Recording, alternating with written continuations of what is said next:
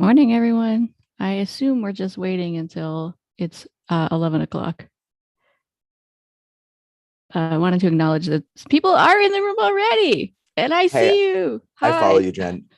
Yes, I'll be waiting too. I'm excited to be here, everybody. I hate silence. Like, what's happening? Am I in the right place? Oh, no. Oh, Pawan, now we can't hear you at all. And you'll have to tell us how I should pronounce your name properly. Can you hear me now? Better? Okay. Yes. Pawan, yeah, you're perfect. Thank you, Pawan. Yeah. Jen. Well, welcome, Eric. Eric, right? Yeah. And Zen Michael.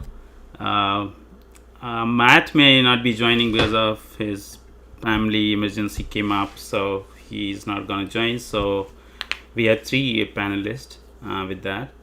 And I welcome all of you on board, and thank you so much for your time today, Saturday morning.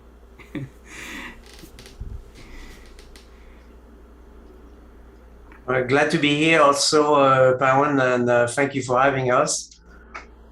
I think, Jennifer, we're all waiting for the host to get started and say something. I would bossy. I'm just bossy. I can't help it. I was just checking streams and everything. So can't do that. Okay. Yeah, in I think couple of minutes I'll get started, but I can share my screen and get everything ready. So just making co-host to all the panelists so that in case if you want to share anything or you have all the permissions for that, and pinning everyone. All right, here we go.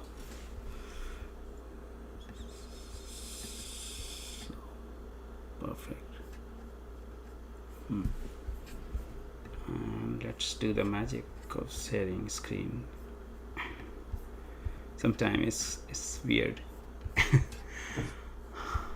Okay.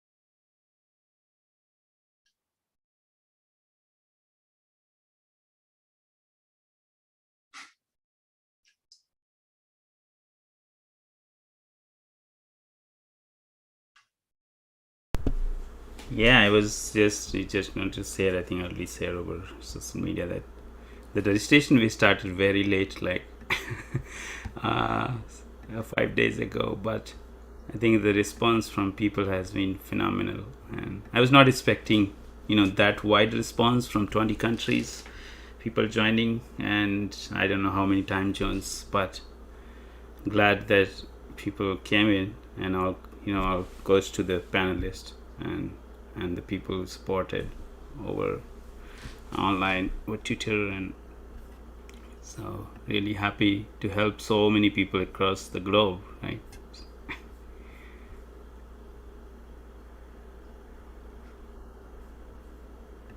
All right.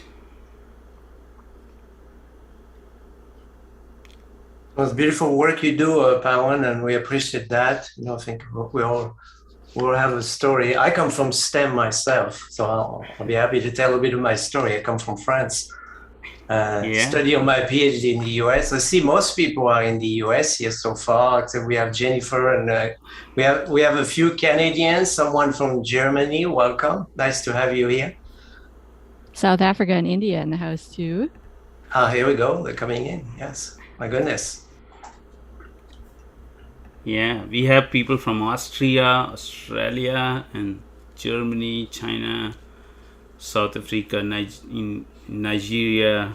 So Carla from Spain now. It's a beauty of the internet. yeah, Obviously, with the pandemic in 2020, Zoom became very, very popular. But I've been using Zoom for the past 7 years in my consulting business and working with clients from all over the world.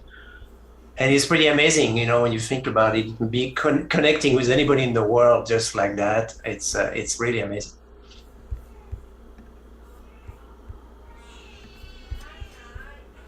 I'll throw my hat in there too. I think that one of the coolest parts about, I guess the silver lining of everything that's happened for me since, summer 2020 has just been the amount of people I've been able to talk to from all over the world, from different backgrounds. And it's been really cool to be able to be a part of that and to see it happen.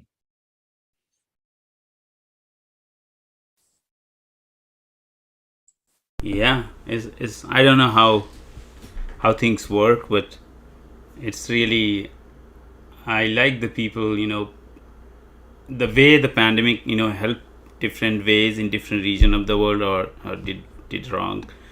But one thing is going to happen, and everyone is saying that now things are global. No, people don't hesitate to come on virtual space and talk things. Earlier they were okay. It doesn't feel like in person is like more human. So yeah, that's a beauty. And I'm sorry you may hear child noise because we have a newborn.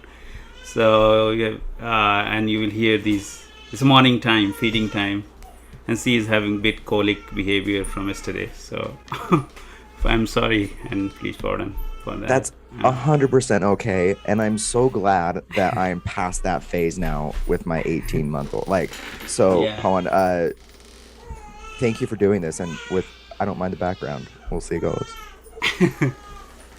All right, so let's get started with our agenda. Everyone, can see my screen. Is that looking, visible to everyone? Okay. Yep.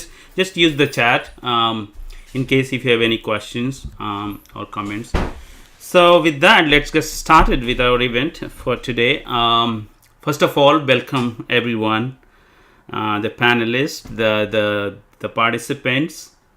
On this event, on panel discussion on personal branding and networking on LinkedIn for industry transition. So the topic is very, very specific, and the reason I kept like this because LinkedIn is so wide and it's hard to discuss in 15 minutes everything, right?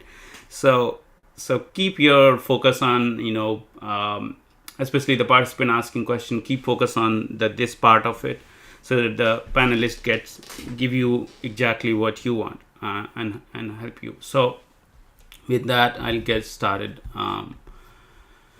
So first, housekeeping as ritual. I know all of you now aware, so I don't have to read all that, but ensure that you keep yourself muted. Use webcam. It's not mandatory. And use all the features in the Zoom which you are aware. So I'll give you a very capsule view of iSTEMCare.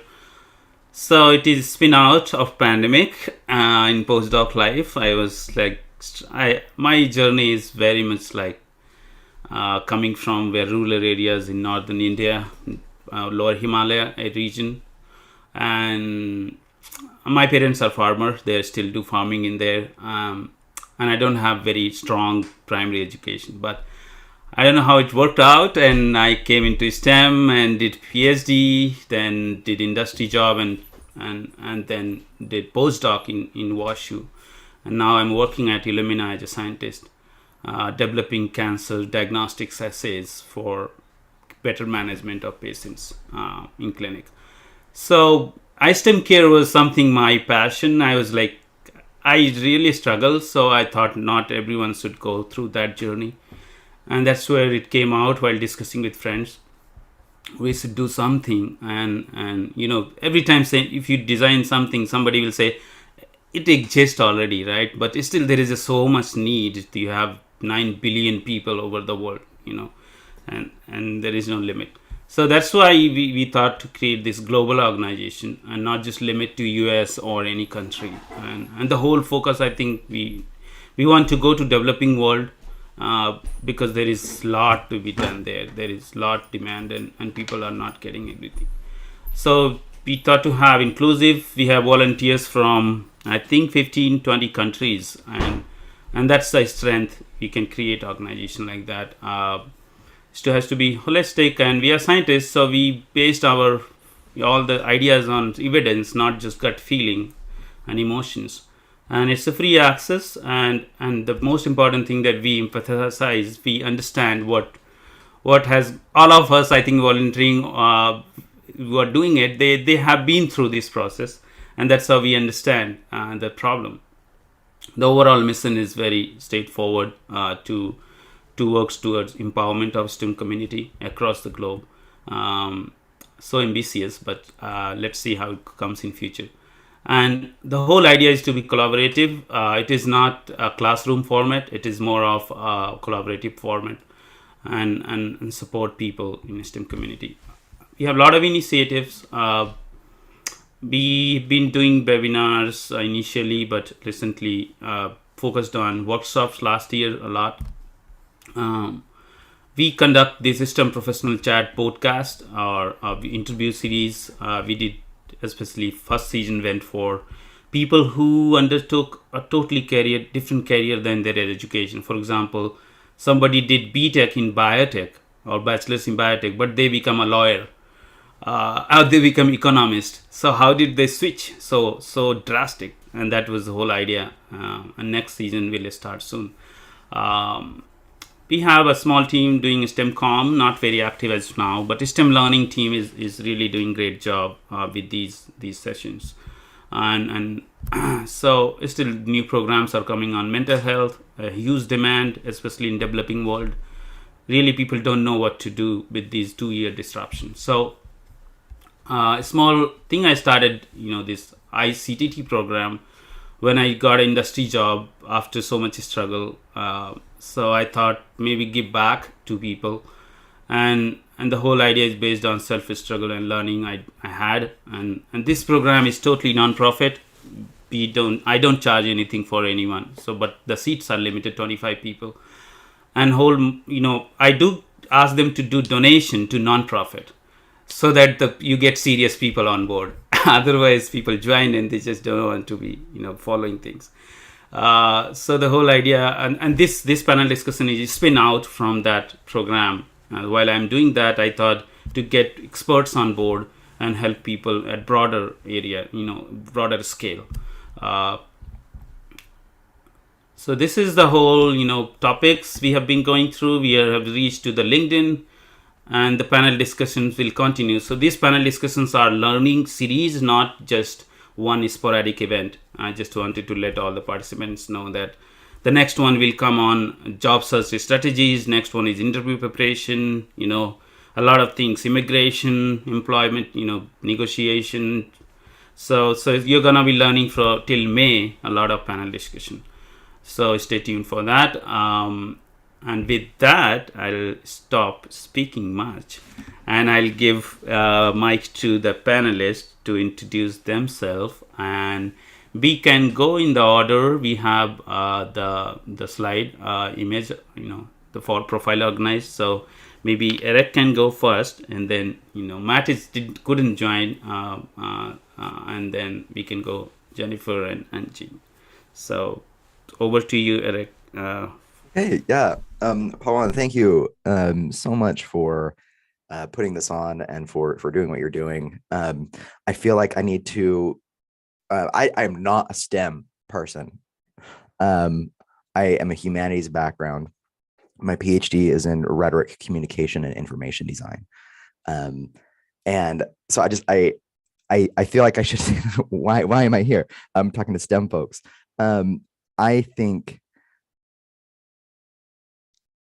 that you have so much value, and that is to be able to communicate that value is an issue of translation. And like I'm the thing that I do, I'm the founder of Translate Academia.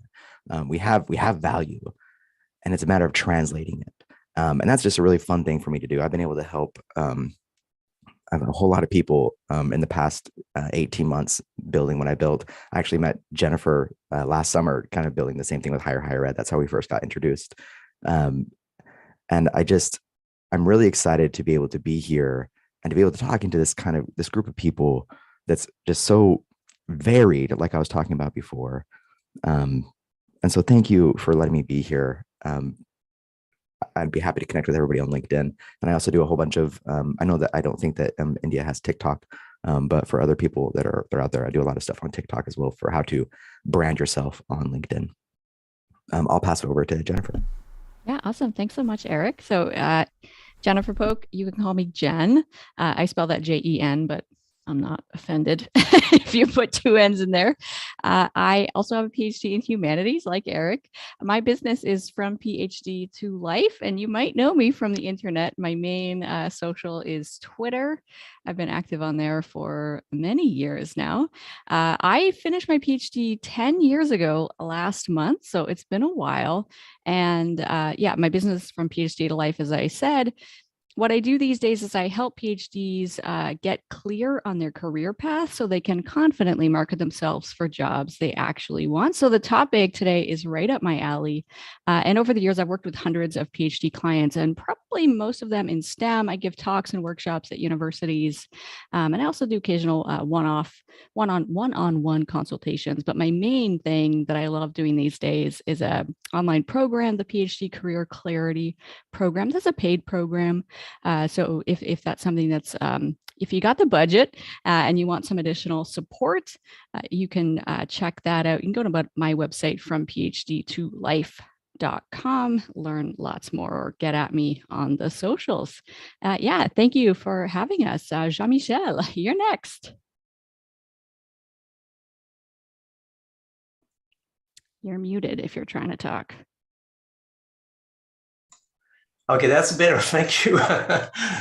So yeah, thank you so much for inviting me. I'm really, really excited to be here and hopefully sharing some of my experience to help you today.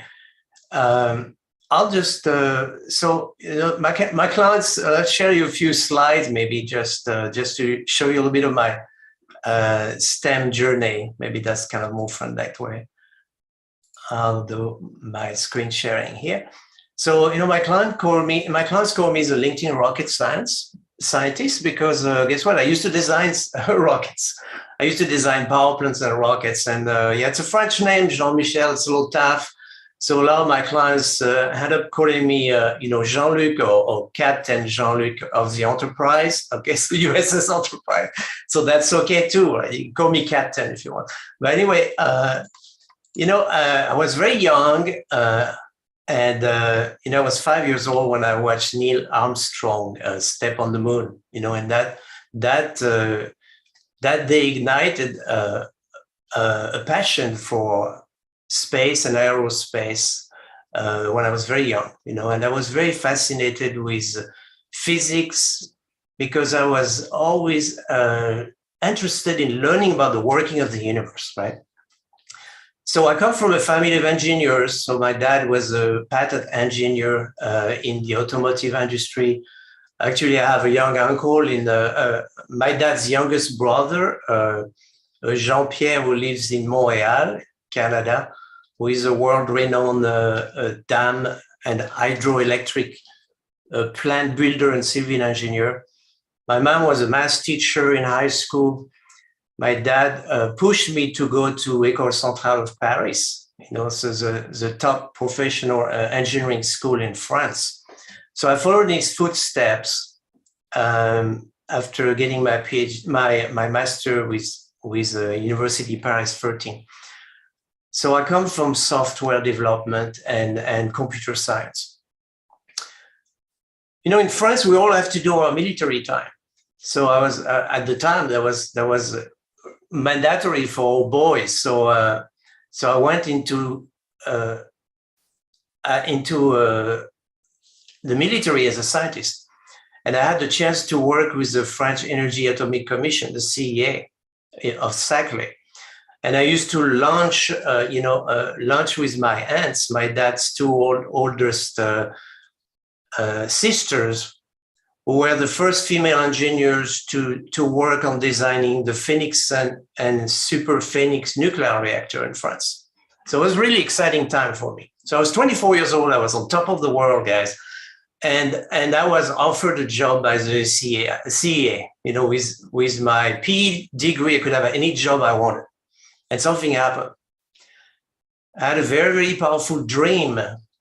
And in that dream, I was looking for my soulmate. And I knew I had to travel to a far away country to find her. And about the same time, I was offered the opportunity to study on my PhD at the University of New Mexico. Okay, so guess what? Here we go. I packed my suitcase with a few books and some clothing, and here I go with barely speaking English. So you think you can hardly understand me now? Imagine what it was 30 years ago, right? But it was a really exciting experience because I worked with some great mentors. My boss and mentors really helped me navigate that new world. And so I was able to fulfill my dream of designing spacecraft. I worked with a major aerospace company, national laboratories in the US. It has been really exciting. But it's during that time that I had the opportunity to start teaching, and that's really when I discovered my passion for mentoring and coaching others. So, we don't always find our ikigai early in life, right? Because, and that's something we teach as career coach, and Jennifer and Eric will tell you, it's very important you have clarity of what you want to be doing first, right? Before you start thinking about looking for jobs and branding yourself. So long story short, I come from STEM. I've done some exciting things, in engineering. I have over 150 publications. I'm well known in a number of fields as an engineer, but I reinvented myself 7 years ago, as a career coach and LinkedIn trainer. So I took a big turn in my career myself, right? And so some of my specialties are helping professionals brand themselves, identify their ikigai, reason for being, what is our purpose in life, right? And what are we supposed to be doing? How are we supposed to use our special gift to make a difference in the world right now? And we're asking those questions right now, right? Because the pandemic has helped us to question what really matter in our lives, right? And that's one reason why we're here too, also, because a lot of us are in transition, asking those questions. And so anyway, enough about me. I just wanted to give you a little bit of my own journey there, and eventually finding my own reason of being. And I hope you find yours too.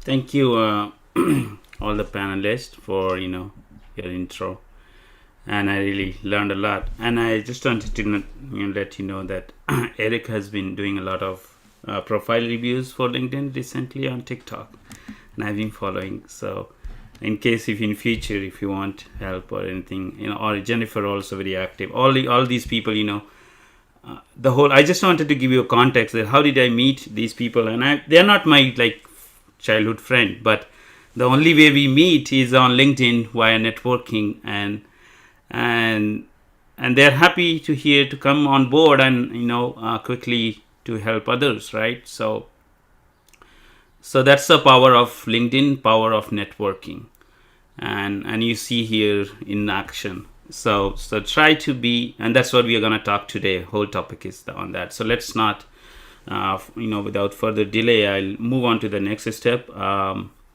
just pull my screen. Right. I stopped sharing when Jean was sharing. So can you, is it possible, can you stop sharing so that I can just pull. There's no my- sharing. Not that I see. No share. No sharing. Okay. Let me try then. Okay.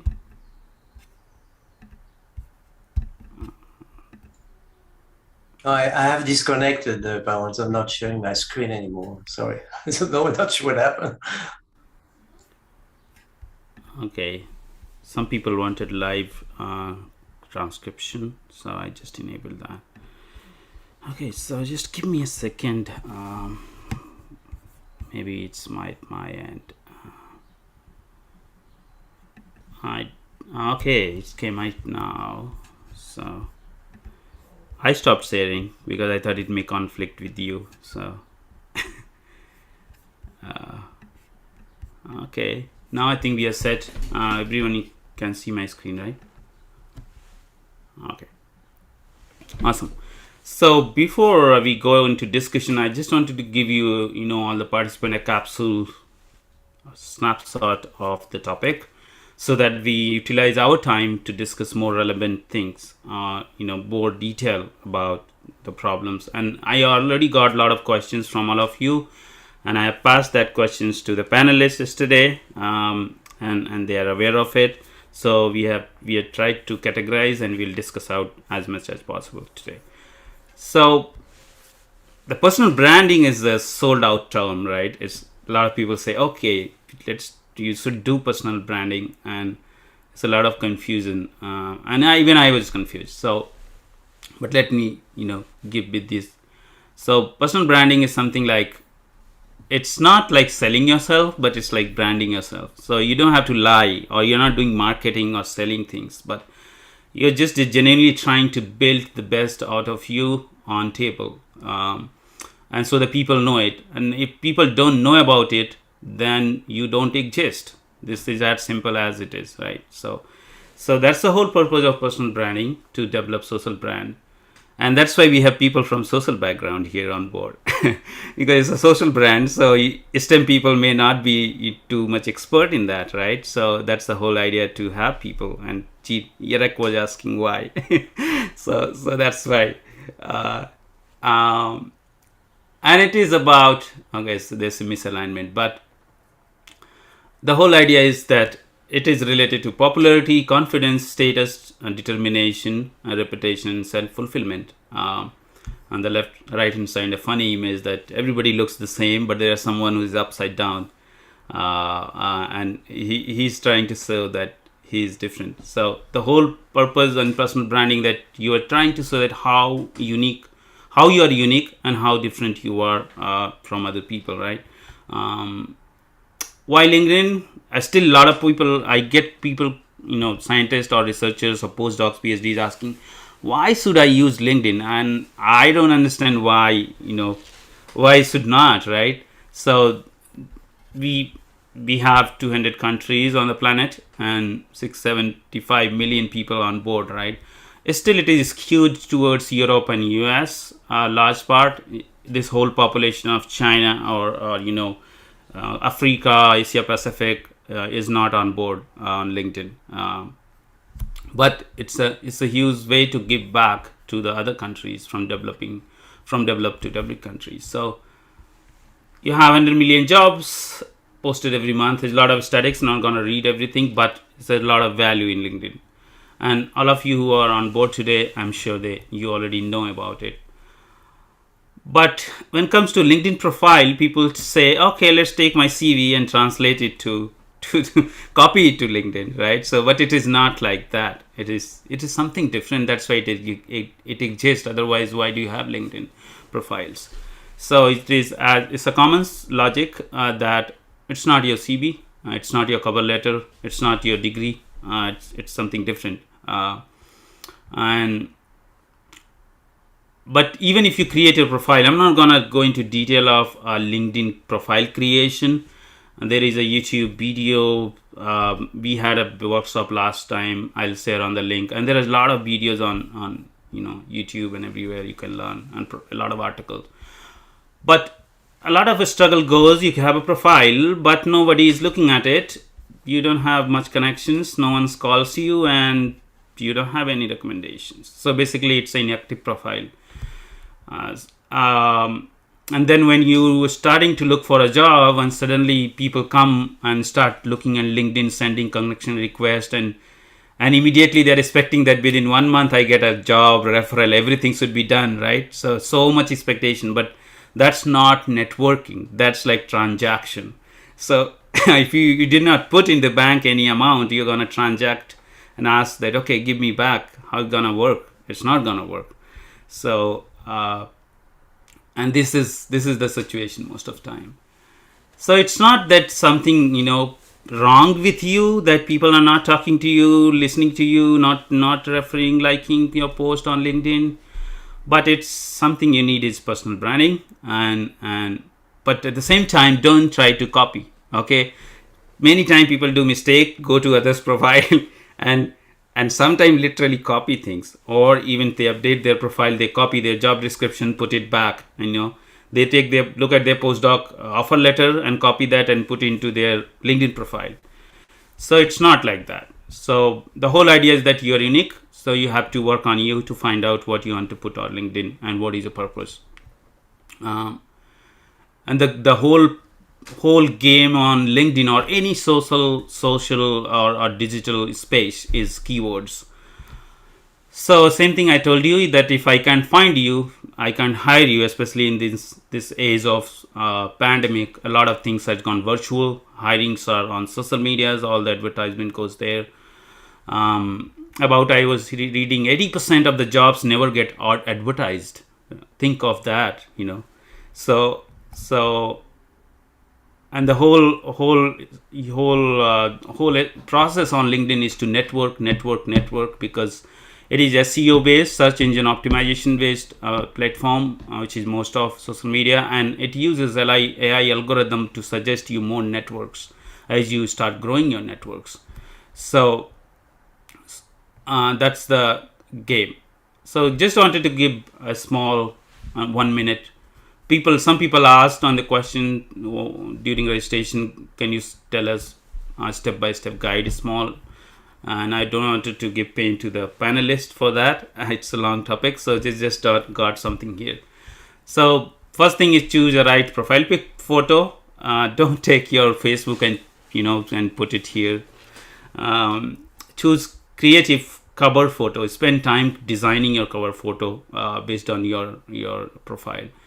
Optimize your profile for keywords. Personalize your URL. Careful with your description and about section. Highlight up to 50 skills you can do if you want. Include medias, link to your profile, write articles, participate in other groups, asking recommendation, giving recommendation. Okay, also give people recommendation. I see sometimes people have 20 recommendations from other people, but they never give even one to anyone. And it's hard that nobody would have asked. So tune into connection request. Careful with that. Engage. This is the most important part on being active on LinkedIn and have visibility, is to engage. And you can use analytics. How do you engage? A lot of people say, what should I post? I don't have anything to talk on LinkedIn, because only when I have a publication or I have some achievement, I'm going to write something on LinkedIn. But that's not the case. There is a lot of options, and experts here will tell you more. But you can write articles on LinkedIn. Okay, nobody is reviewing you. Nobody is going to penalize you if you write something. You can join groups, help other people, especially if you really want to be, get help. First, try help others, and that's what I think it works there. Keep in touch, appreciates other people, appreciate their achievement, work, and that's how you're gonna be having fun on LinkedIn. And you can link your LinkedIn to everywhere, resume your signature everywhere. An industry job, it is nowadays a huge component of LinkedIn profile. So this is a funnel where you have a CV, cover letter, fine, but now LinkedIn profile is a key role to have find a job, especially to start a job. But this is where the mistake people are doing most of time, which I did. It's not you alone. So on the left hand side, applicant strategy, right? They think that online advertisement, staffing agency, job portal, networking comes at the last priority. But actually, the recruiters are looking exactly opposite, upside down. So they rely more on internal referrals and networking.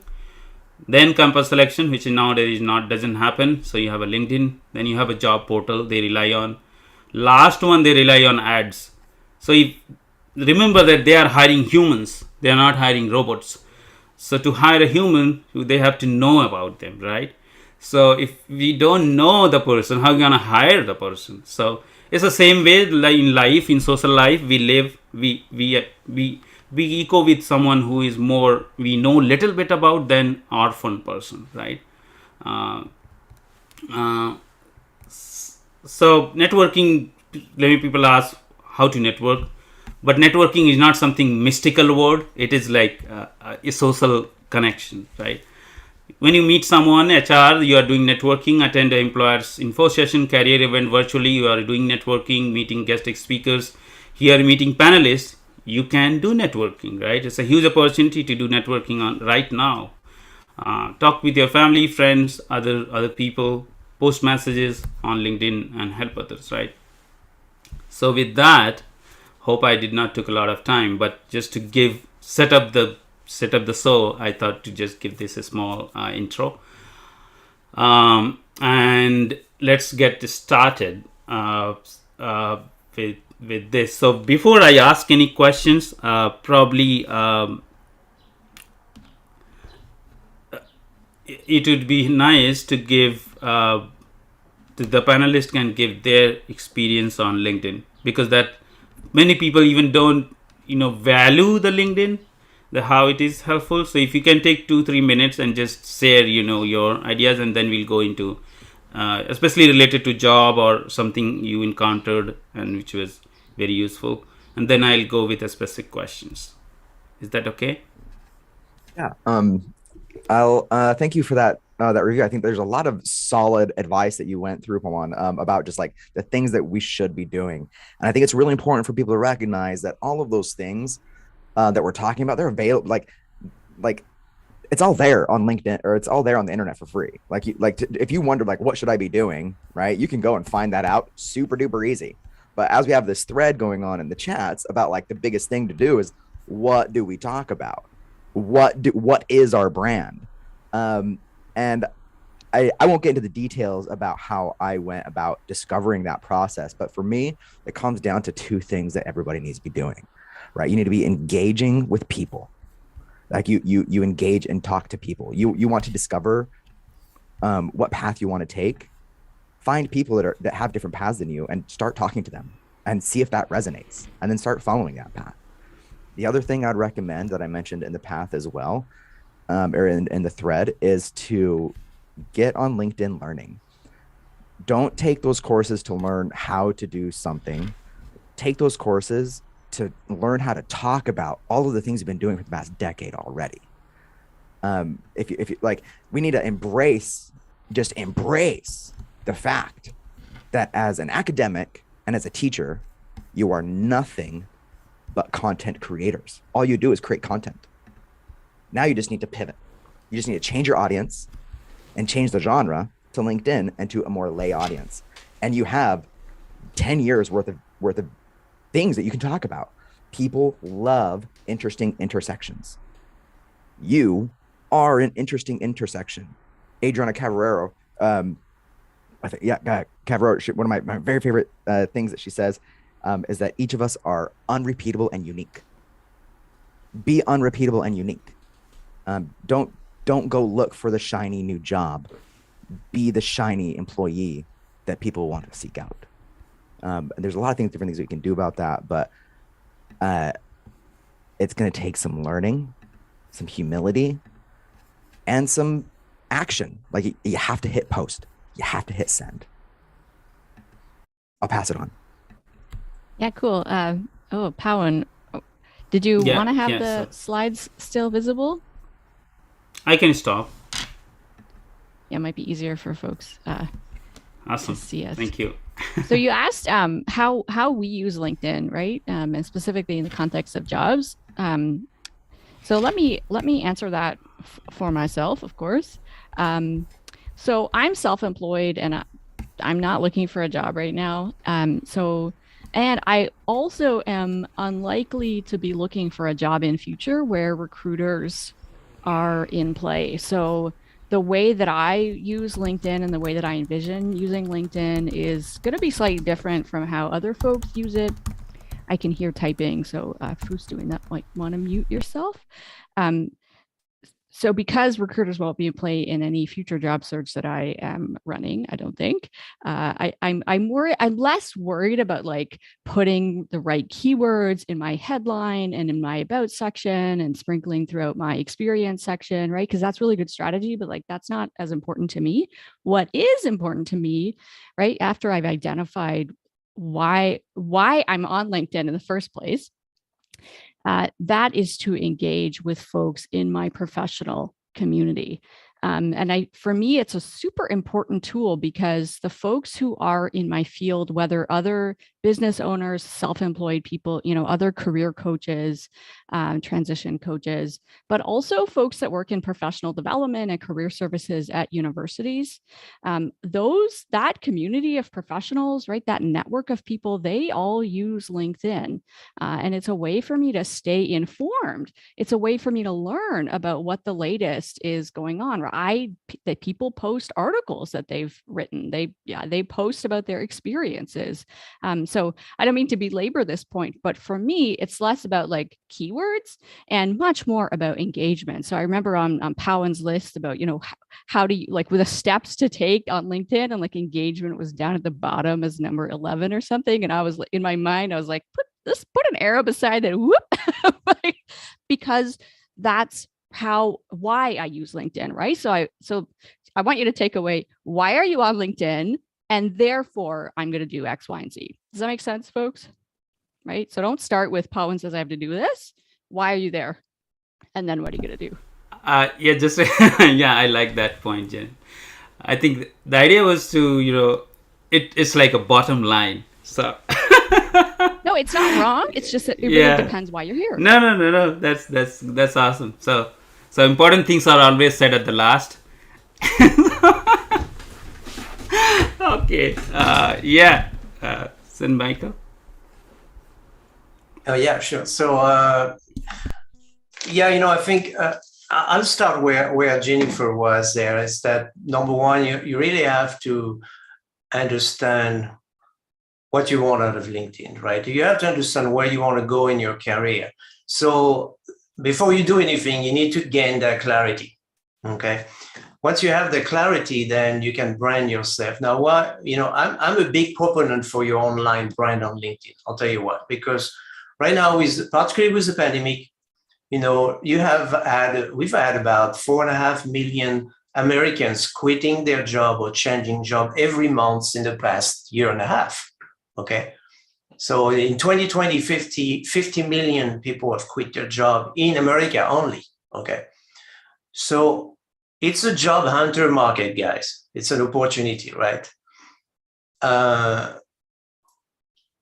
So recruiters are looking for you. And, if Matthew were there, I would tell you, recruiter may spend, many hours a day looking at about 800 to 1,000 profiles a day.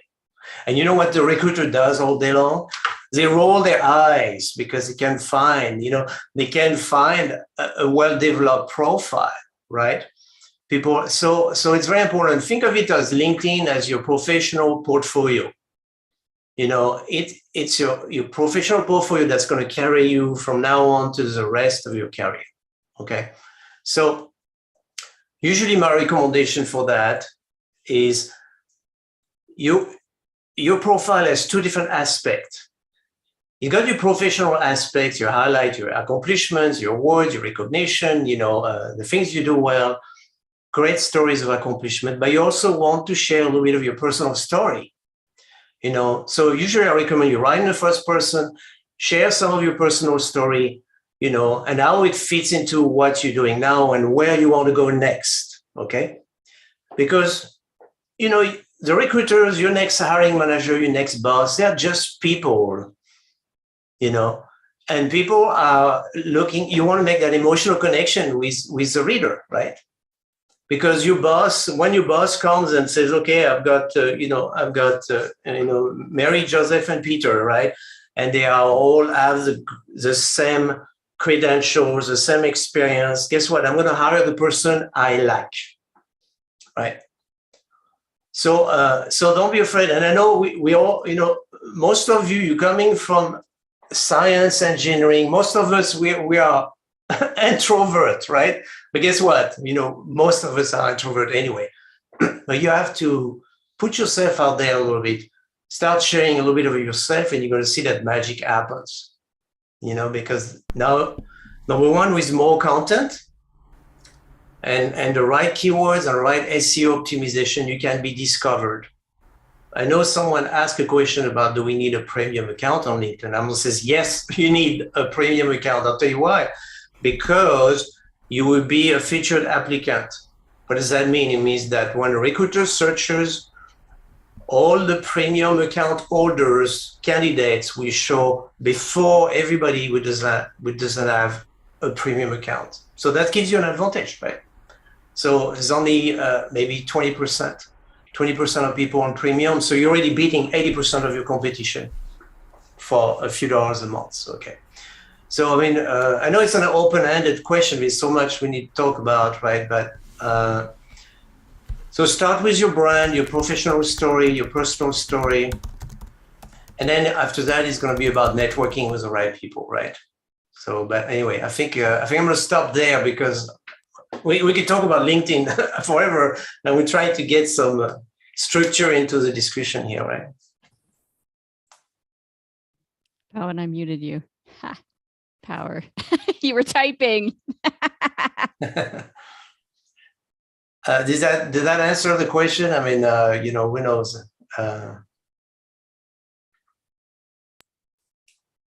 Pawan is muted. So if I can take over, I love the question that he asked in the chat. How do folks share on LinkedIn if they are introverts? Shall we take that question, Pawan? Yes, we can. I think let me check. There were a lot of questions, right, from people. Give me a minute. I'll just read their questions so that all the panelists get a context about that, and all the participants too. So there were questions like, how do you overcome shyness on LinkedIn, and how should you avoid being pretentious? How does one approach a company employees for referral? How do you connect to your new people when you are an introvert? How to network when you have an imposter syndrome for valid reasons? I'm not a social media person and do not want to be. Is it possible to switch into another industry without that presence? So these are the contexts. I just wanted to read these questions so that we can now. I think Jennifer, you can get started. For sure. Yeah. Yeah, thank you. So let me take up the introvert issue and say that, I think most of us are introverts, right? I'm an introvert. I think people don't believe me when I say that, but trust me, introverts own the internet, and LinkedIn is on the internet because we might not want to be at all of the parties every night, but we do not have a problem engaging with other people when they're not in the same room with us. Right? So I would really embrace your introversion as a strength here, because it means that you don't need to be in physical presence with other people, and the time that you spend reflecting, which I think might come more naturally to some introverts. Maybe I'm wrong, but let's go with it. That is a huge value. And to relate this to shyness, so shyness is a different thing. I'm introverted, but I am not shy. And so I want to make sure you figure out what's going on. Is it kind of, is this a new skill that you're just needing to develop, and therefore it's uncomfortable and you have to, take some steps and get some practice, right? That might be okay. Is this social anxiety, right? What type? What's going on? Can you get support around that? That's like a different thing. Are you introverted and therefore maybe the internet is really, that's your party place because you don't have to be around other people. So I would really encourage people, like, I don't want to sound like an asshole, but please make sure that you're not making excuses for yourself based on things that aren't actually true. And I also want to say, if it's a new skill that you have to develop, it makes it makes total sense that you might feel uncomfortable and that this might take some practice. Remember the first day you spent in the lab, right? If you're a lab-based STEM person, it was weird. Right? The first time, like, you wrote an essay in any context, it was weird. So, this is a new skill. You're a learner. It's okay. I'm going to jump on that, Jen, and I will be the asshole, right? Like, I think that there are so many reasons that we can think of and that we can talk about ourselves into delaying action. We can talk about the problems of the job market. We can talk about how frustrated we are with our PhD programs. There is an endless cycle about things that we can talk about. There are endless webinars you can attend. There are countless resources that you can read. All of them are telling you to do one thing: act, right? And so we have this thread going. What do we do when we act? What are we trying to say? What are we trying to accomplish? If your job search is a thesis statement, you should hire me in this industry because of these reasons and because of my background. You now have a path, right? You have something where you're going, and people love intersections. So if you have this interesting intersection, right, you're just running on this path of where you're going, and then you find something that's interesting to you, write about it. That's it. You are not creating content to get likes. You're not creating content to get engagement, right? I mean, that would be ideal. You're writing content so that when a recruiter lands on your profile page and they look at your activity section, the thing that is prioritized most in your LinkedIn profile, they will see who you are as a person. They'll see your ethos, your credibility. Be intentional with what you write about so that when somebody lands on your profile, they're like, oh, clearly this person knows how they fit into my space. If you're out there thinking, I could write about so many different things, what do I write about? That's going to be an endless discussion that you have with yourself. Pick a path and run. And then be ready to pivot. If you don't like it, go to something different. But all the while, what you're doing is you're engaging with people and you're engaging with the data algorithms. LinkedIn uses keywords to search for what you're doing. They're not going to find you if you don't put in data. Remember that you're engaging with people and data equally. So yeah, I would again, like, for all those people who are saying, what do I write about? What do I write about? What have you been doing for the past 10 years? Like, what have you been teaching? You have so many interesting things to say. Say it on LinkedIn. Yeah, thank you, Eric. Very interesting point, and I think I'm surely they'll get benefit. Do you want to add, Jean, Michael, something to this? Yeah, I think we need to hear from Jean-Michel, but I'm always ready to talk, but please, Jean-Michel. I'm going now. Okay, thanks, Jennifer. Beautifully said, Eric. So I want to talk about imposter syndrome first. Okay, so guess what? We all suffer from it on and off. I do. Okay, and yes. So here, okay, and that's because it's very simple. Because most of us are perfectionists, right? And we love to learn. And I'll tell you, when I walk into a library, at the university, when I was a professor, I could not help being amazed and overwhelmed by the amount of knowledge. You look at those thousands and thousands of books on the shelves, and this is just me and so many years to learn. How am I going to learn everything there is to know in my industry, just in my industry, right? So it's overwhelming. So my advice to my clients typically, and particularly before an interview, is this. So if you take the time to really develop your LinkedIn profile, your resume, before you have to talk to someone, before you have to interview, read them again. It will boost your confidence back up. You're going to look at yourself and you can say, "Madeleine, look, this is me. I've done all of this. Yes, that's me. It's not bad, actually." So, it's going to help you regain your confidence before you engage someone, before you connect with someone on LinkedIn, right? So the other question is, okay, so what do I say, what do I do? Okay, so I'll give you an advice that works well, and it's a little different than ask for AIR, AIR, okay? So advice. So think about it, okay, so when I'm going to engage a professor, someone who is higher above me, right? I'm hiring a hiring manager, someone who has many more years of experience. Guess what? Most likely, those people, they are leaders of some kind because they've proven themselves. And if they come from academia, guess what? They love to teach, they love to coach, they love to give their own advice, right? We love to advise people who are younger and less experienced than us, right? Because guess what? It makes us feel good. First, it boosts our little ego, number one. It makes us feel good. It's a compliment. Someone comes to you to ask for advice. It's a compliment, right? And number two, we love to help because we have more experience. We have acquired leadership qualities. We love to share our knowledge and help others grow in their career, okay? So ask for advice. So when you come after someone who has more experience than you, take advantage of that human quality, okay? Take advantage of that. Says, hey, I see you doing this, it's amazing. I'd like to ask for your advice. So that's how you get your foot in the door to get that conversation. Once you are in that conversation with that person, it's an eye in air, insight.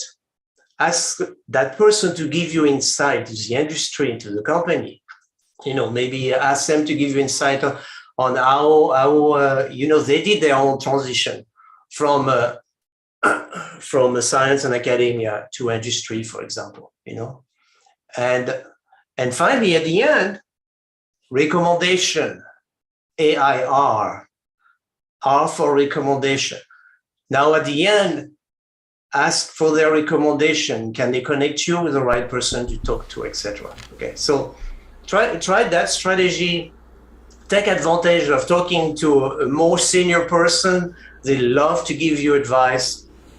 And when you connect with some new person on LinkedIn, we're all humans, right? So praise them on something you notice they do well. Find something maybe you have in common with them. Hey, you play chess, I play chess. Doesn't matter. It doesn't have necessarily be related with your industry or what you do, right? So anyway, that's my advice on how to engage someone, if you're not sure how to get about it. Just one. Oh, sorry. Go ahead. Thank Pawan. you so Sorry, much. go ahead. Yeah. No. I just wanted to add my experience a little bit. Like I come from, I did not come from English background, right? And when you did never grow up in that background, it's become so much hard to even study science, right? Because a lot of keywords or terms in science are in English, right? And I used to study in Hindi. Think of that till my bachelor's, like bachelor's in science, right? But I think all of the point put by the panelist here that, I was just thinking asking for help or advice itself is an imposter syndrome. Like people fear to be being judged, If I ask for help, people may feel that I'm not qualified. I don't know so many things, right? And I was just thinking about, my current situation. So if the baby didn't cry, the mother doesn't know when to feed, right? So it's if this is basic level that without letting the next person know that you need advice, how can people help, right? And of course, I understand you ask 10 people, only 2 people may help, but you just want 2 people to help. You don't want 10 people to help, right? So that's one thing. And I was in my Ph.D. program, and I come from rural background, and then all of people come from very reputed Ph.D. background, masters in various places. And I was the topper of the program. But I didn't know how to communicate. For 1 year, I was just silent. I was not talking to any of the fellows much. And then I hit like, okay, how I'm gonna survive in this situation for next 4 years, right? 5 years. So it's like a need. So when you feel a need or urge of something, things comes internally, like they explode, right? So that's where here it is. Like if you feel the urge of networking, talking, and you think that there is a value, as everyone was saying, identify what you want, and then I think it will come naturally. And of course you have to be on the platform. So if you are on Instagram and Facebook 2 hours every day but not even 1 hour every week on LinkedIn, I don't think it's gonna happen. so that's I think 3 points I just wanted to add. Yes, Eric. No, this is good. This is because I think that I feel like everybody here knows that we need to be on LinkedIn, right? Like people know that we need to be branding. I mean, that's why we're here. Like academics don't get the space. In May 2020, when I got onto LinkedIn first, I mean, the reason I started Hire is because I didn't feel like there were any academics there. There's just one people there, and so just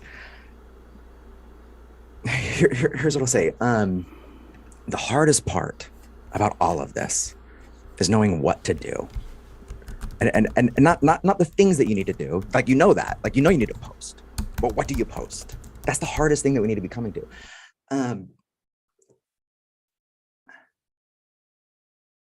I just keep going to this phrase from Caballero that each of us are unrepeatable and unique, right? A recruiter is landing on your profile because they have a specific problem that they want to solve. And if they land on your profile and you try to sell that you can solve a whole bunch of different problems, they're gonna be like, oh, that's great. They don't know what they want to do, and they'll move on to the next one. They can review 100 profiles in an hour and make a decision about whether or not you fit, right? Rather than trying to fit into everything, a shotgun approach, take a sniper rifle approach, right? Take a scalpel approach. Say, I want to do this specific thing. And there are going to be hundreds of jobs that fit that categorization because job titles work the way that synonyms do, right? You want to reverse engineer your perfect job. Make a list of everything that you love to do. Then highlight everything that you want to do. And then look at that. Is that a job that you want to do for your life? And then how do you talk about everything you've done using that professional language now? The reason that you are feeling this way about you not knowing what to do is because this is a moment of panic, discouragement, and fear. Every single person in this virtual room has accomplished so much. Only 2% of the world has a PhD, right? Not very many people get to this advanced level of education. You are interesting. You are. Write about it. Sincerely, the first thing you need to do is post. And then use that as an opportunity to explore, right? Because what you're doing, constantly writing your narrative over and over, is that when you're in a conversation with someone and someone asks you, what does this have to do with a data analytics job? You've been practicing that narrative over and over and over in your head, that you don't sound like you're stretching when someone asks you that question. You just know how to answer it. This is a moment of panic, Embrace that. Pick a path and then run. People want someone who's running, not someone who's sitting, waiting to be told what to do. I want to make 2 points. So yes, well, the first point is yes, Eric, then 2 more points. So let me start by, a lot of PhDs go into the job search starting at the end. And so what do I mean by that? A lot of PhDs think that the first thing they have to do is convert a CV, an academic CV, into a resume for non-academic jobs. And also a lot of PhDs think that they need to therefore brand their LinkedIn. And that's what you do at the end. So what do I mean when I say that? So the simplified version of what I teach PhDs about how to conduct a job search, well, really the kind of step 0 here is like, don't panic, right? Like what's going on in your brain?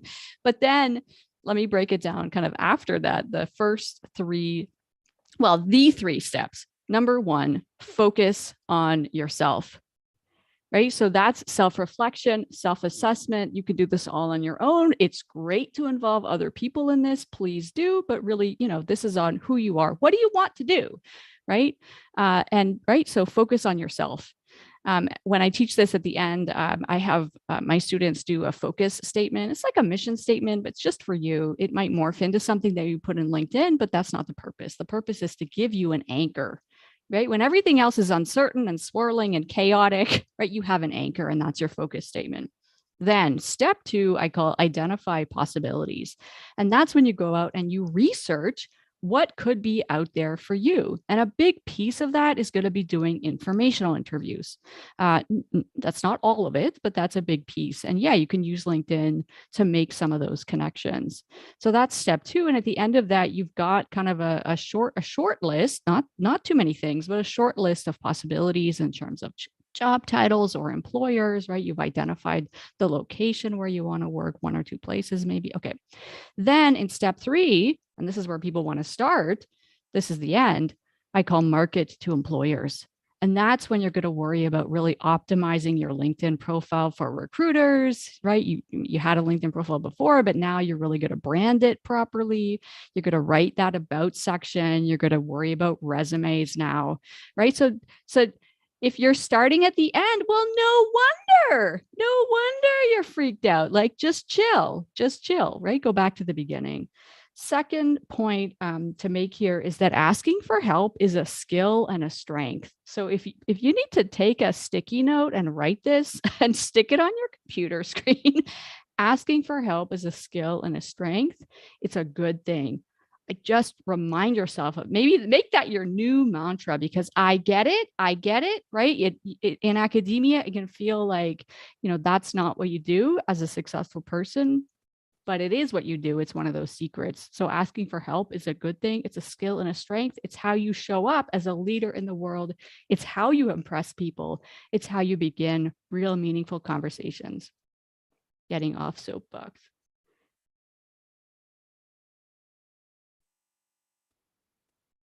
Pawan, you're muted.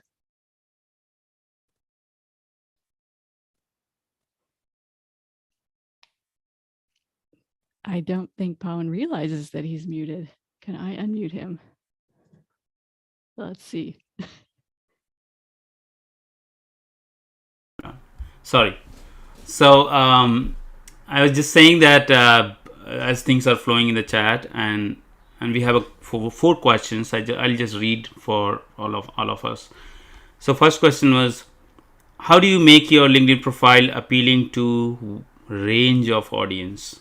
You mean different positions, I think the person is saying. I'm interested in another question. I'm interested in a couple of different type of positions and wonder how to brand myself in a way that does not exclude one, but also does not necessarily combine them. For instance, one of my areas that is detail about it. The third one is, if we want to do a job and we don't have a particular industry, what is the best way to navigate what industry to put on our profile? I just keep changing mine every couple of weeks. So the person keeps changing the LinkedIn profile every week. That's fine. No worries. Until don't worry about it. Yeah, it is. The fourth one, is it the best way to only search for the job in just one specific industry, even if you have multiple interests? So I think these questions are aligned towards how do you build your profile, which is appealing to multiple type of job you are seeking, and how to keep it interesting for variety of audience. Yeah, so let's get started. Eric, do you want to go first? Yeah, I think we kind of talked about this in the chat a little bit, like the idea of, well, I want to do this or I want to do this. Like, which one do I talk about? That becomes a very interesting intersection, right? There's a reason that you love this thing, and there's a reason that you love this thing. They are not unrelated. They relate because you find them interesting. And that's who they're going to hire, is you, the interesting intersection, right? I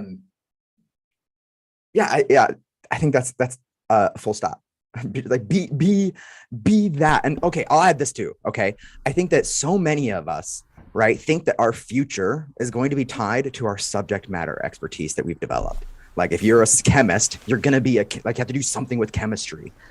No, no. You are going to find your future job based on everything that you've done to accomplish that knowledge expertise, right? If you're a chemist, you're a really good project manager. You're a really good UX researcher. You're a really good data analyst. You're a really good marketer. Marketing, like someone asked about marketing and sales, I think are two great places for people to enter just to get into, like, if you wanted to make a quick jump.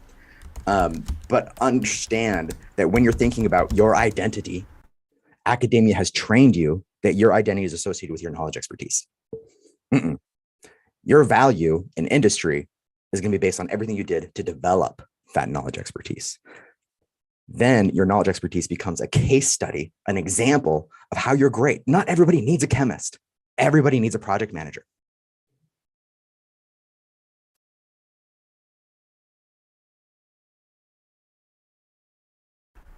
Yes, yeah, I think that's very valuable advice to know that there is a value, and I think this is this mindset I call academically conditioned mindset. It spreads all over the life of the individual.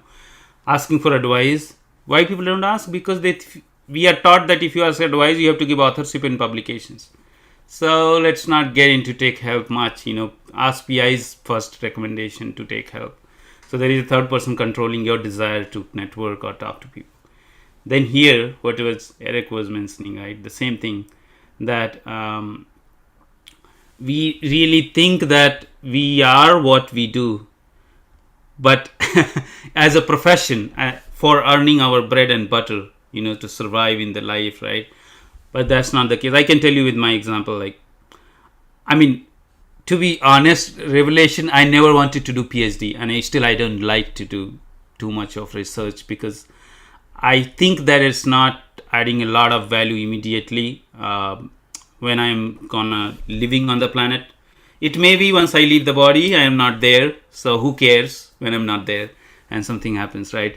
So I'm selfish in the sense that I want to see the impact things are, and that's why conducting these sessions. I'm a scientist, I don't have to do all this, but the reason I come, because I love helping, and I was never taught in my PhD, right? I don't have any paper on on saying that I love helping, right? I don't, but it's a discovery. So I think all the panelists, especially Eric and other people, will add that find your non-research side of personality, bring that, and this is the time, and this is gonna give you a lot of fulfillment. So let's with that I'll stop. I'll not speak too much. We'll go to John Mitchell and then Jennifer.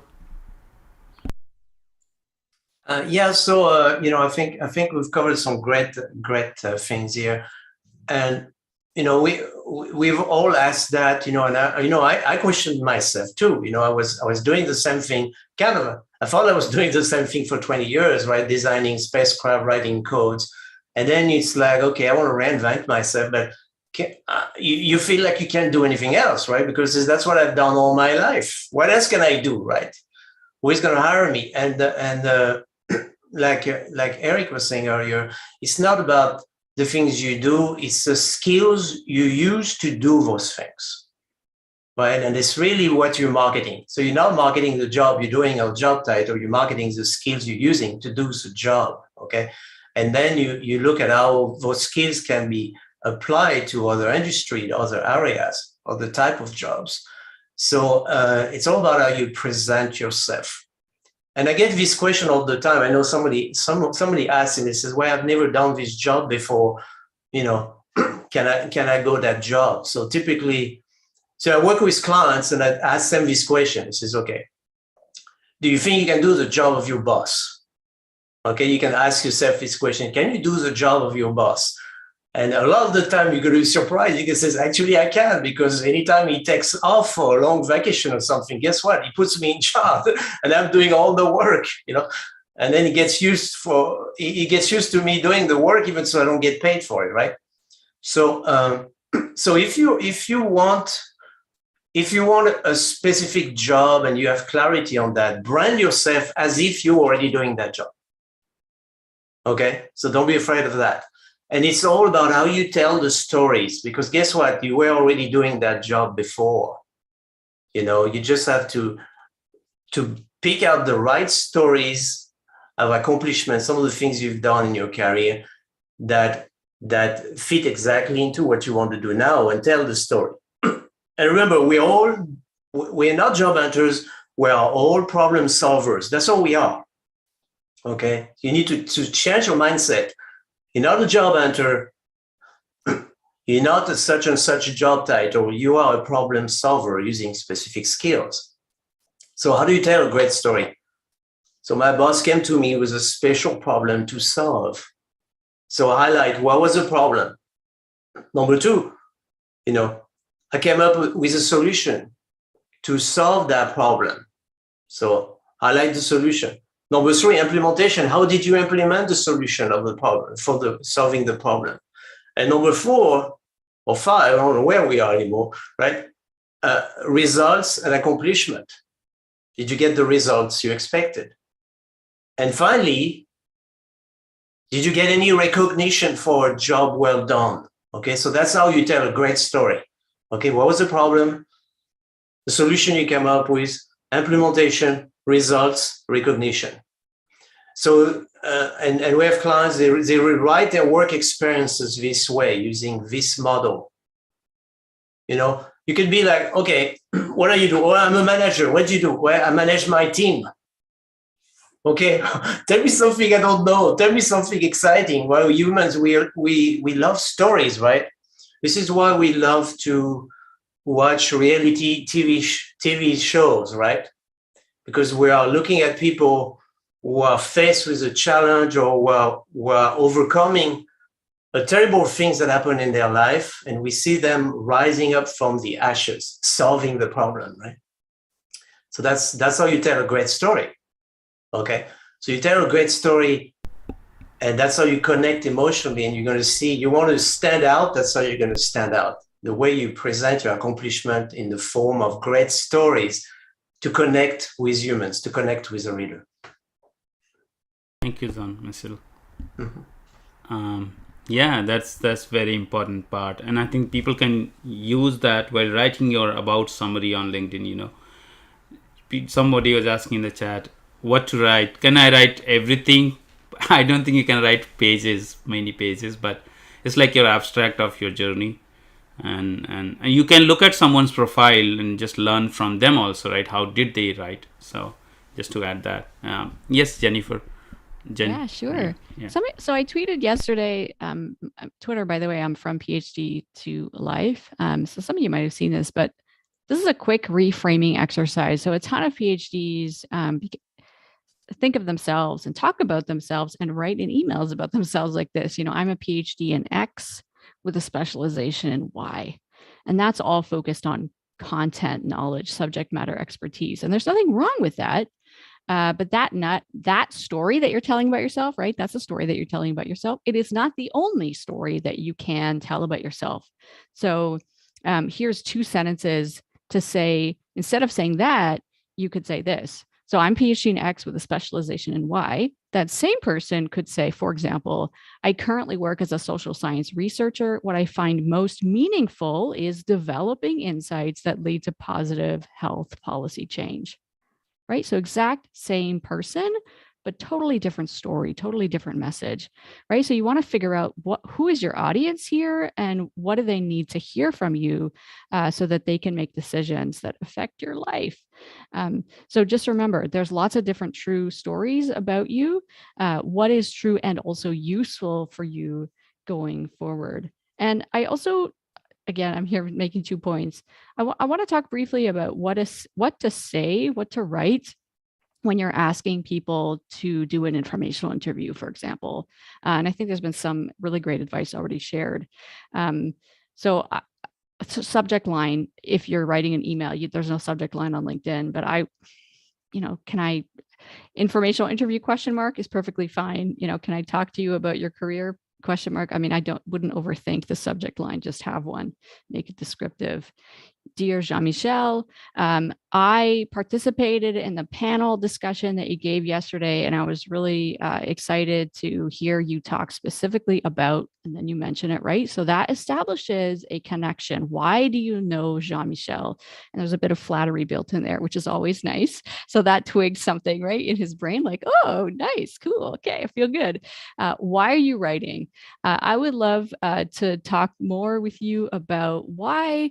And then why is this important to you? I'm currently looking to transition into the whatever career space, that's relevant to him. So very briefly, you can say something again, super briefly about yourself, no paragraphs. I'm currently a doctoral candidate at blah, studying blah, that's fine. Do you have 20 minutes in the next couple of weeks for a phone or Zoom conversation? And then optionally, if, to take the extra step, you can plop your calendar link right in there. That's a bit of a bold thing to do, but I don't think there's anything wrong with that. But what are we talking about here? 5-6 sentences. You have one call to action. You're very clear what it is. You've made a little bit of flattery. You haven't gone on and on. You've asked a very clear question. If Jean-Michel doesn't answer you, I would say in the next few days, next week, just respond. Hey, pop them back in your inbox, making sure you saw my last message. I'd still love to talk with you. Alternatively, if you're not the right person, if you think there's somebody better that I should be speaking with who's more aligned with my interests, I'd love a recommendation. So don't overthink it. Don't overthink it. Just send that email, and that will get easier over time. Yeah, that's perfectly works, and I can echo and say that I've been trying, and it really works. You create a template. Don't just send request and do what you call massive networking. Just do effective networking. So with that, let's, if it is okay, we'll move on to the next question, which is another interesting one coming, we had from people. So the next one is, which is more or less going to be related with what we have been talking, but let's get into that. So the question is that how do we decide which people to connect and start networking? What are the best words to use, which already Jennifer is described, reaching out people for networking and asking for interviews. The next one is that how to brand myself for something you have not done yet. So something like you are not is a scientist in industry, but how do you brand that you are, right? So how to connect with hiring HR, even if one is not actively looking for a job change. So basically, it's more of networking without a direct purpose, right? So these are questions which are more or less many times confusing for the people. So I would really love to hear your thoughts. That how do people connect to someone they don't know what to do with them, and how to brand themselves if they are not what they want to be, right? They are still exploring a specific career, and how do you decide whom to connect? Here's what I'd recommend, right? So I'd recommend talking to 100 people, right? That's the kind of industry advice, right? So you find 10 companies where you think you'd want to work, and find 10 people who are working in that company, and then ask them for that informational interview using the advice that Jen gave. I think that's great advice. Your goal in an informational interview is twofold. One is that you want to be memorable, right? You want to talk to a problem solver because when they have a problem, they want to think of you, right? That's how I got my job, my first job as a data analyst. I didn't know what SQL was or Tableau was until 2 days after I got hired, right? I went into talking to the CEO of an ed tech company and said, I don't know what you do. You give me 3 months. I'll be one of your best employees that you have. That's just the nature of a Ph.D., right? And we can go and talk about more about that later. But he called me 3 days later. He's like, I think I got a job for you. Do you know anything about data? I was like, no, but I can learn. He's like, yeah, you can. And the reason that I got that, the first thing he said to me on the phone call was, I was sitting at my desk, or I have a pile of work on my desk. I'm sitting on my deck and I don't want to do it. And I thought of you. So I called you. Be memorable, right? As to who you should be reaching out to. Oh yeah, I already said the 10 by 10 thing. So yeah, I'll full stop. Thank you, Eric. Yeah, we can go to Jen. Okay. Okay. Any specific question you want me to address? I think the question is about how do you brand yourself for something you have not yet done, right? You did not achieve, but it's like more of how do I brand or behave on social media in a way that I want to become a policy expert or in certain areas. Yeah. So Yeah. Thank you. So think about what you have done that is relevant. So just because your experience wasn't called policy advisor doesn't mean you don't have policy advising experience. So what have you done that is relevant? So this is transferable skills, right?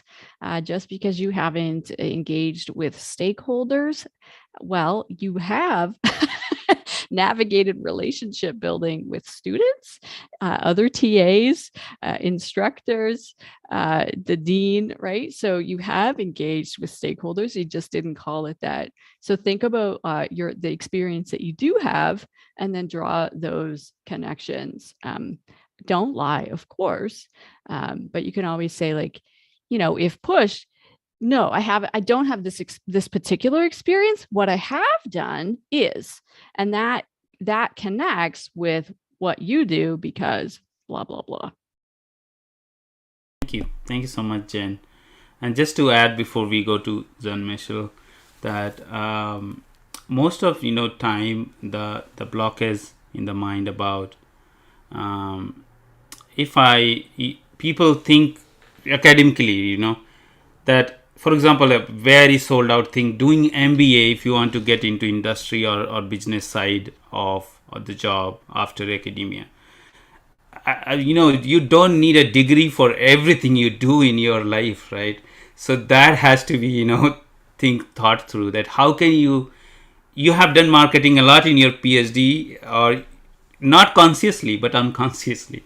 So think of that example, and probably Michelle will add more onto that we have a lot of things inherent, but we just need to put on the table that everybody have been talking at right time, place, and circumstance in a manner these stories. Yeah.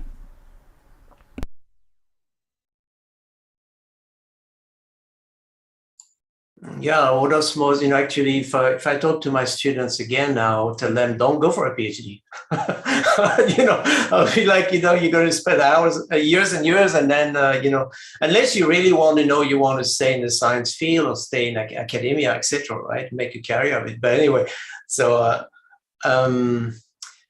because number one, you're more expensive to be hired by your next employer, and they're rather hire a master degree, maybe, right? So anyway, sorry to say that, but that would be my advice now compared to 10 years ago, right?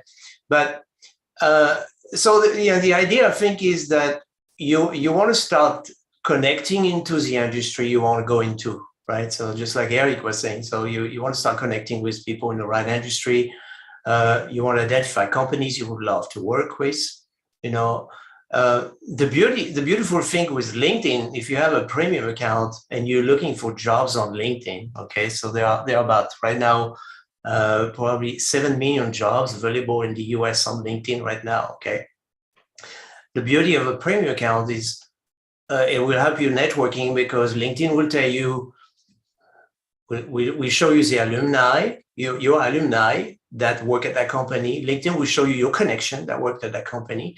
So those are great networking opportunity for you guys to get your foot in the door with this company, right? And you can do the informational interview. You can do the air, asking for air and advice, etc. Some similar strategies.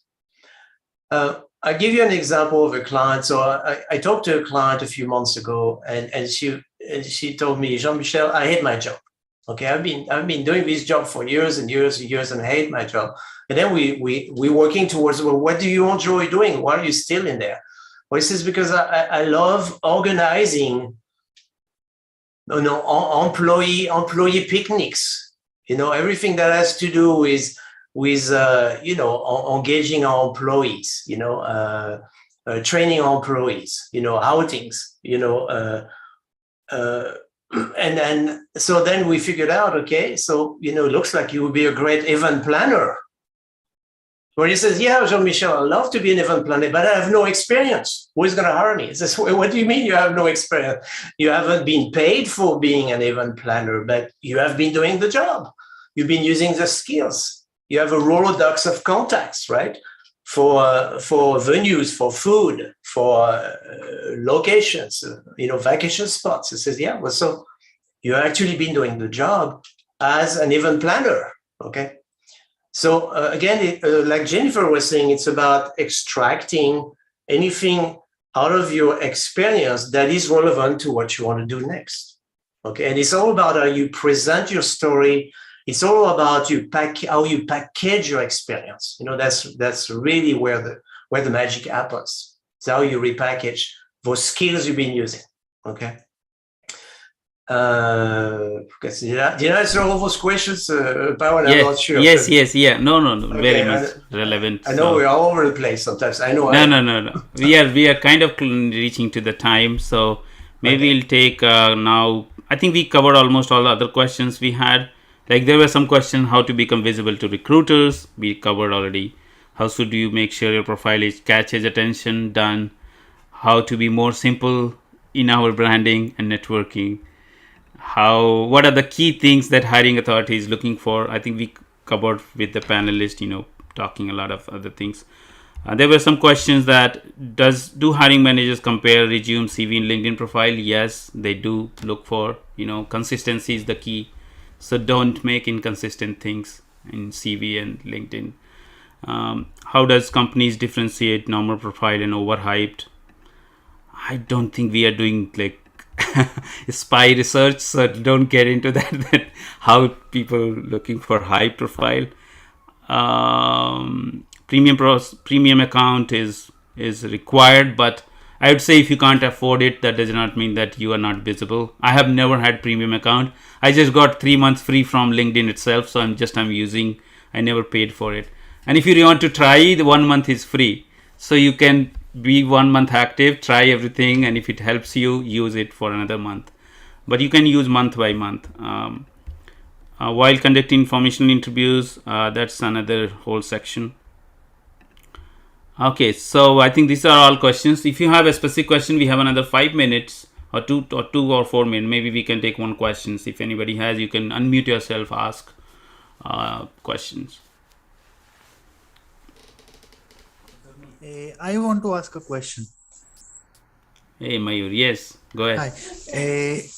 They said that you have to write your story and say the people or recruiters that what you have accomplished and what you came through and how much you struggle. But isn't it playing a sympathy card? How do you have to write that? How does it not look like a sympathy card? Okay, yeah. Can I go with that? All right. Yes. What's wrong with that? Right? It's not a sympathy card, right? It's understanding that you are a human person, right? If you write your story following the advice of both Jean and Jen, right? And then if you read it and you realize that that story is true of 5,000 people, it's not a story about you, right? So rhetoric, right, is the use of pathos, ethos, and logos, a nice balance of the three, right? Pathos is an emotional appeal. You want to make an emotional appeal. You want to engage in sympathy. You want a human connection. If you don't have that, then you sound like 5,000 other people who have that same exact wording about your passion for public health or whatever, right? If there's not a concrete detail about you as an individual person, when that recruiter is done looking through, imagine, put yourself in that shoes of the recorder of the recruiter. They are looking through 100 profiles in an hour. Does yours stand out in any way? The way it will stand out is through sympathy and human connection. That's also why when you post, you can attach pictures. You can talk about your vacation. You can say that you just had a new baby, right? I mean, Twitter is a little bit more personal in this way, but you could totally do some of that on LinkedIn. Professionals can get massive engagement on those posts. I remember one professor in particular gave a shout out to his father who got an award, back in his home country, Mexico, and it got like hundreds of comments because it's so it's human, right? It's so engaging. It's highly memorable. And there was absolutely nothing unprofessional about it. It was just a glimpse into his personal life and something that he was personally proud of. It was awesome. Okay. I have some counter question about this. Okay. Let's assume that I don't post about the story or let's say, in my opinion, the sympathy card, but I post about my accomplishments and my skills or my expertise that I can contribute to the company that I'll be joining or to my future self for the betterment of the organization. How does that help? Do I take this one? Is that okay? No? Yeah. Yeah, so there are, as everybody was saying, that there is a space and time when these things are discussed. Okay, so definitely you don't want to be like complainer person on LinkedIn or talking all that, negative things or everything, right? But you can talk all this. So for example, find first problem in, first target on LinkedIn to find a hit, find a lead for your job, right? So the whole idea is to go based on your values, your qualification, and based on your, if you have certain impactful story. And the whole searching happens on keywords and everything. So surely whatever story you're writing, they should include your keywords in your areas you're looking for. You don't want to, and the regular posting, you can use your stories posting, as everybody is saying, right? So that all your skill set and everything goes as a keyword in your creating your profile. And what we are talking is to maintaining your profile, being visible on LinkedIn. This is altogether a different story, a different way of communicating, different way of being active, right? Does that make sense?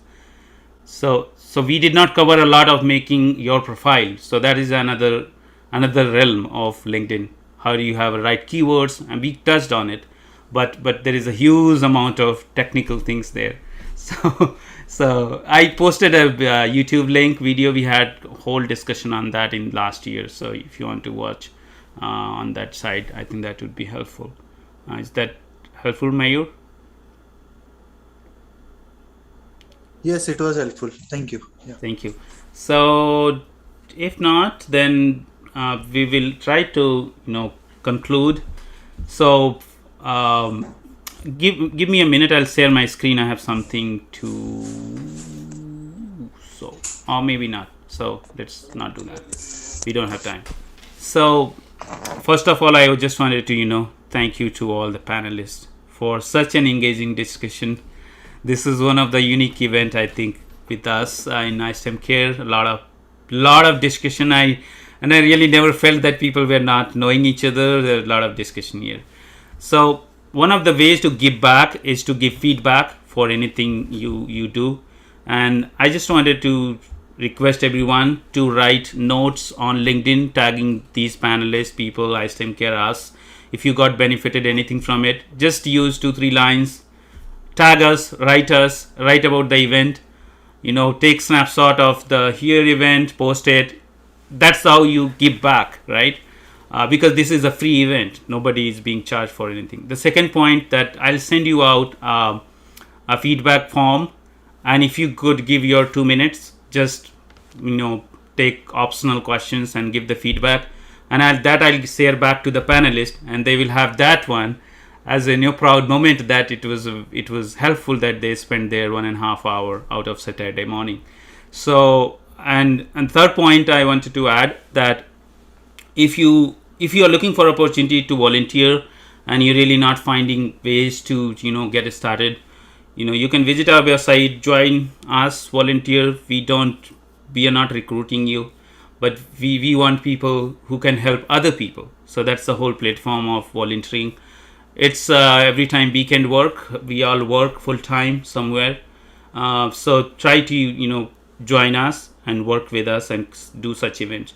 The fourth point, which is very important, most of you are PhDs and postdocs somewhere in the US or anywhere. A lot of resources exist in your university, okay, free, and I have used during my postdoc. Almost everything was free, and I just was using those resources. You have a postdoctoral society, you have a lot of working groups which are free to join and work. So use that. And if you want any help with your LinkedIn profile you are creating or anything, reach out to these people, Eric, Jen, or Jen Michael, for any help. I can tell you that they are very helpful. I've been knowing them from last 1 year, and they're amazing people. So just reach out. They may be delayed, they may not respond sometime. Everybody has life, something going on, but they will surely respond to you. Use the message, not everything writing onto the feed or onto the directly on the comment section, but you can message them personally and communicate with them there. So with that, I'll close the session here. And thankfully we are on time, so that's another accomplishment. So thank you so much everyone for joining, and thank you panelists for joining today. Thank you for having us, Pawan. You guys have a great weekend. Bye-bye. Yes, thank you so much. This was so much fun. Thank you. Thank you. Love pontificating. Just stay for 30 seconds. I'll take a screenshot for the panelist, and I already took for the whole event, and this will go onto social media. Yeah, or other people also can unmute or use your videos. I can take another one if you are okay. All right, so just give me 30 seconds. Okay, just at I'm going to gallery view, so if you open your cameras, it would look really nice, see faces of people who have been talking here. So all right, so I think I'll say 1, 2, 3, and then you can have your favorite expression. So, okay, 1, 2, 3. All right. So with that, have a good weekend. Take care of yourself, and bye-bye. You should have all done Trek. Thank you. Bye. Bye.